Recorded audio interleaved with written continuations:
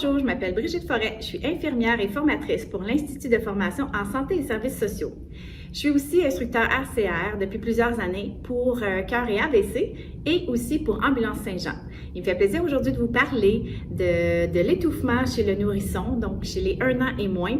Donc aujourd'hui, on va voir ensemble les techniques, quoi faire et reconnaître aussi quel type d'étouffement. Est-ce un étouffement partiel ou un étouffement complet? Je ne vous apprends rien en disant que les tout-petits, comme celui-ci, mettent tout à leur bouche. Donc, c'est un réflexe, voire même un apprentissage normal de leur vie. Alors, il faut juste rendre l'environnement sécuritaire autour d'eux. Évidemment, il faut faire attention à ce qu'on laisse au sol. Les petits objets sont proscrits et évidemment, les objets en plastique mou tels qu'un ballon de fête, par exemple, qui adhéreraient aux parois. Donc ça peut être dangereux. Aussi, évidemment, les aliments. On essaie d'éviter des aliments ronds, tels que des raisins, par exemple, des pommes ou des objets plus durs. Donc, on essaie de couper en plus petits morceaux. On suit un petit peu l'évolution de notre enfant, voir comment ça va au niveau de la dentition, au niveau de la mastication, au niveau des textures. Évidemment, parfois, ils peuvent tout simplement être distraits avec les choses autour d'eux et ce qui pourrait faire en sorte qu'ils pourraient s'étouffer. Et aussi, il y a des statistiques importantes à retenir qui font en sorte qu'on peut sauver des vies. Selon les statistiques de la Société canadienne de pédiatrie, l'étouffement et la suffocation sont à 40% responsables du décès non intentionnel des jeunes bébés de moins d'1 an et dans 95% des cas, cela arrive à la maison. La prévention aurait pu sauver des vies.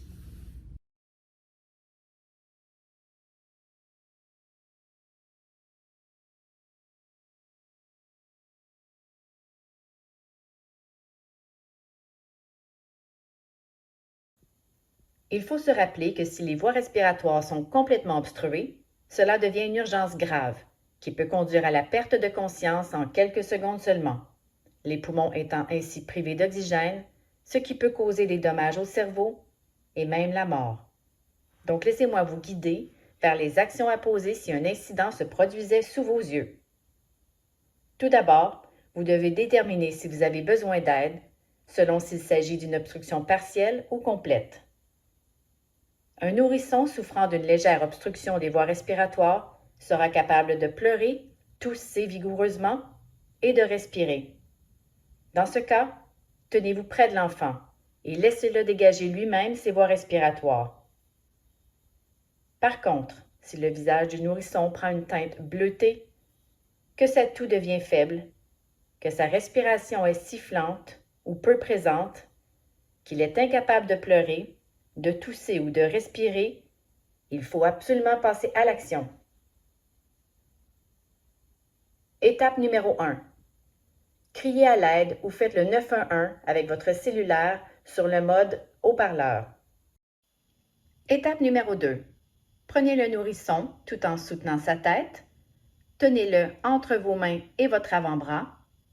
Retournez-le en l'allongeant sur votre avant-bras, la tête légèrement plus basse que les fesses. Soutenez sa mâchoire avec une main, puis donnez 5 tapes assez fortes avec la paume de la main entre les omoplates.